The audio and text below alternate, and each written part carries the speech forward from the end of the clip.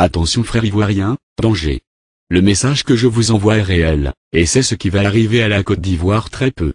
J'aurais vraiment très mal que cela ne s'évite pas, si les Ivoiriens y restent indifférents en se fermant les yeux, par rapport à la politique, dont ne sont bénéficiaires, que quelques individus, leur protocole et leur staff.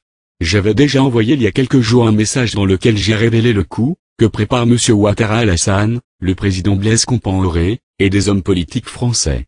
Tout est déjà ficelé pour que M. Ouattara prenne le pouvoir, il a le soutien du président Sarkozy, du président Wade et du président Blaise Compaoré, qui est son parrain depuis bien avant même, que la rébellion armée, n'attaque la Côte d'Ivoire.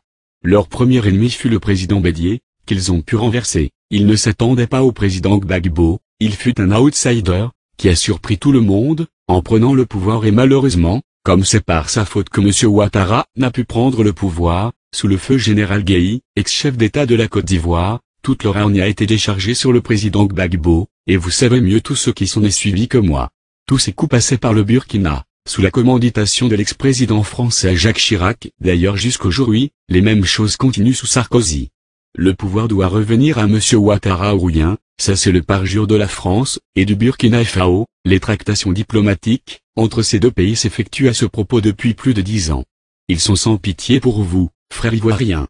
Vous vous souviendrez de la mort de l'ex-ministre de l'Éducation bien connu des Ivoiriens, M. Bala Keïta, mort au Burkina, c'est parce qu'elle n'a pas voulu de M. Ouattara au pouvoir. C'était vers fin du mois de juillet, je ne peux oublier cette date du 29 août, où j'ai entendu deux personnalités burkinabées dire cette phrase. Il est qui pour parler comme ça au chef, il sait à qui il a affaire? Parlant du président Blaise à qui M. Bala Keïta s'est opposé à propos de l'investiture de M. Ouattara au pouvoir, et l'un a dit. C'est fini pour lui, il ne retournera plus jamais en Côte d'Ivoire, c'est fini, ces imbéciles d'Ivoiriens-là, pour qui ils se prennent? C'est par la suite que si je ne me trompe pas, M. Bala Keïta fut assassiné le 1er août, date inoubliable pour moi. Ce n'est pas une femme qui a tué M. Bala Keïta, ce fut des soldats proches de la présidence qui l'ont fait, ils ont même tenté de porter la responsabilité au pouvoir ivoirien, sur le président Gbagbo. Une autre révélation, feu général Guèye tué, lors de la rébellion armée en Côte d'Ivoire, n'était pas dans le coup, il avait été dupé, par ceux-ci quoiqu'ayant travaillé sur cela avec eux, c'est lui qui nous a révélé les faiblesses de l'armée ivoirienne et sur comment frapper. Il y avait un deal entre lui, le président blessé, le président Kadhafi, le président Had du Mali, dire qu'il devrait diriger et après laisser la place à M. Alassane, qui serait d'abord nommé comme Premier ministre, mais au fait, c'était une farce. Ils n'ont fait que l'utiliser et après ils le tueraient, car il était aussi de la liste noire, que M. Ouattara, le président Blaise ainsi que certaines autorités burkinabées, dont mon patron direct, et des autorités françaises détenaient. Guèye a été doublé le jour même de l'attaque mais malheureusement, il fut victime de l'armée ivoirienne. Il devait mourir coûte que coûte si M. Ouattara prenait le pouvoir et cela viendrait de son entourage, ses gardes rapprochés, je ne connais pas le nom de ceux-là, qui le gardaient mais c'étaient ses hommes de main, qui devraient finir avec lui, car au même moment qu'ils étaient avec Guèye, ils étaient aussi avec M. Ouattara, avec qui ils composaient et considéraient mieux que Guèye. Je vous dis des choses que je sais comme étant un témoin oculaire, et non quelqu'un à qui on les raconte. Avant cette attaque, nous avions envoyé des lettres anonymes à certaines autorités ivoiriennes, avec les dates de l'attaque, mais étant donné que cela venait du Burkina Faso, ils n'ont pas considéré, et le pire est arrivé, aujourd'hui encore, je vous envoie cette lettre, pour vous prévenir de ce qui va vous arriver d'ici très peu, lorsque M. Ouattara sera au pouvoir. Ils ont préparé un grand coup, celui d'envoyer des mercenaires tuer des halogènes dans tout l'ouest de la Côte d'Ivoire, et ces halogènes seront, de toutes les nationalités étrangères en Côte d'Ivoire, mais pour la plupart des Burkinabés, et des baoulés planteurs, seuls Ivoiriens supposés être opposés aux gens de l'Ouest, c'est d'ailleurs la raison, qui me pousse à écrire car je suis de ces deux bords, et ce sont mes parents des deux côtés, qui vont en payer le tribut, ce sera une tuerie de masse dans des villages d'halogènes, et on fera croire par tout moyen, que ce sont les bêtes et autres peuples de l'Ouest, qui se vengent de la défaite de leur leader Gbagbo Laurent, selon les traces qu'ils feront de leur possible pour laisser, ils feront tout pour pousser des leaders politiques baoulés à armer leurs autochtones et à se défendre, je veux dire attaquer aussi ceux de l'Ouest. Ainsi le tour est joué. M. Ouattara alors président va jouer aux pompiers, il va faire intervenir l'armée ivoirienne, qui à son tour sera accusée d'exactions sur certains peuples, et on fera venir une armée étrangère, qui ne sera que des commandos du Faso associés à celle de la France en Côte d'Ivoire. Il y aura des accusations portées, sur des hommes politiques du parti du président Gbagbo, qu'ils taxeront d'avoir commandité cela, incitation à la haine et guerre tribale, et, des hommes politiques du parti du président Bédié, et de certains autres partis, surtout les plus influents et cela, avant juste une année de sa prise du pouvoir. Ces personnes seront jugées et condamnées, certaines seront empoisonnées et les faits seront portés sur des cas de suicide en prison. C'est le véritable schéma de ce qui va se dérouler que je vous donne. Il y aura des arrestations d'officiers supérieurs de l'armée ivoirienne, et quelques-uns de la rébellion, qui d'ailleurs verront quelques-uns de leurs être poursuivis par le PI, Tribunal pénal international. Avec l'implication de la France, les dossiers sont déjà prêts, et dont fait partie l'actuel Premier ministre M. Soro Guillaume qui selon eux, est détenteur de beaucoup de secrets, et qui déjà apparaît comme un potentiel danger contre le pouvoir de M. Ouattara dans l'avenir. Il y a en ce moment l'actuel chef d'état-major aussi qui est cité comme étant un traître séduit par le président Gbagbo, et son chef d'état-major le général Mangou, dont il faut aussi tout faire pour écarter.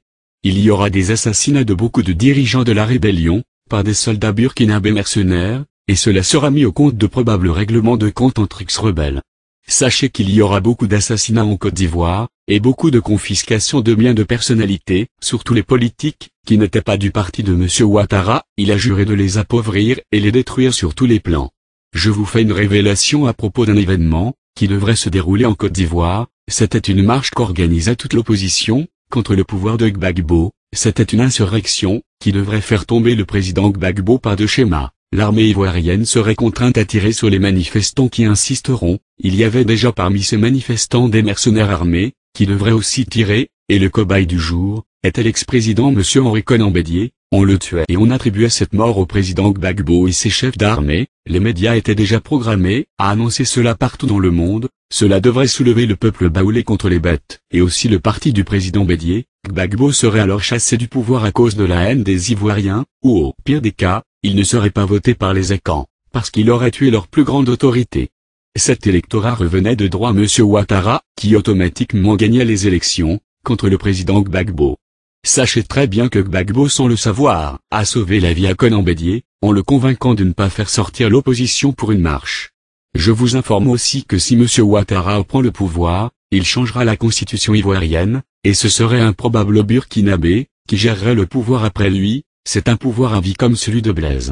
Dans leur thèse, la Côte d'Ivoire n'appartient à personne et d'ailleurs, selon eux, le premier président serait un voltaïque, parlant du président Houphouët-Boigny, et que Bédié lui-même serait un burkinabé, Gueye libérien, et Gbagbo aussi serait un autre libérien. Donc après un burkinabé, ce serait au tour d'un autre étranger, peut-être malien, mais je déduis que ce serait un burkinabé, puisque Ouattara a dit à mon patron, que c'est nous qui allons gérer ce pays, ça nous appartiendra, c'est qu'on verront.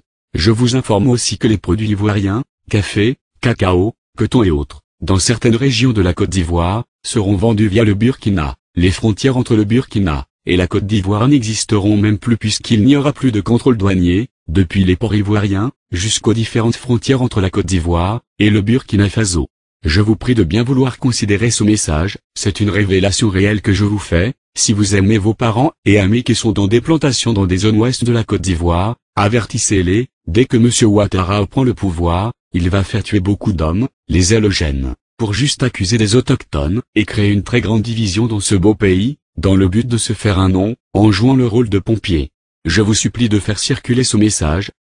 Je vous prie de bien vouloir considérer ce message, c'est une révélation réelle que je vous fais. Si vous aimez vos parents et amis qui sont dans des plantations dans des zones ouest de la Côte d'Ivoire, avertissez-les. Dès que M. Ouattara prend le pouvoir, il va faire tuer beaucoup d'hommes, les halogènes, pour juste accuser des autochtones, et créer une très grande division dans ce beau pays, dans le but de se faire un nom, en jouant le rôle de pompier. Je vous supplie de faire circuler ce message, aussi long que soit-il, et faites-le aussi passer dans certaines presses si possible. Je me nomme Dao, pour les Ivoiriens qui m'ont connu lorsque j'étais dans ce pays, cela n'est pas le nom que je porte au Burkina, je suis de l'armée burkinabé, et proche de quelques autorités. Considérez cela s'il vous plaît, n'attendez pas comme la première fois, que le malheur vous surprenne avant de vous lever, ce sera trop tard comme aujourd'hui. Mes frères baoulés, mes frères burkinabés, dès que cet homme accède au pouvoir, unissez-vous dans vos campements, formez des comités d'autodéfense, veillez sur vous. Si quelque chose arrivait, ne commencez pas par accuser ceux qui vous ont accueillis chez eux, cherchez bien car ils veulent vous diviser. C'est M. Ouattara, ce ne sont pas ses parents qui vont mourir, ils sont sans pitié. Blaise et lui, ils ne vous ont jamais aimé parce que vous faites selon eux la honte du Burkina et d'ailleurs vous n'avez jamais compté pour eux, ils vous ignorent. Frères ivoiriens, ouvrez vos yeux et repoussez ce mal de votre pays, qui est aussi mon pays. Que Dieu bénisse la Côte d'Ivoire.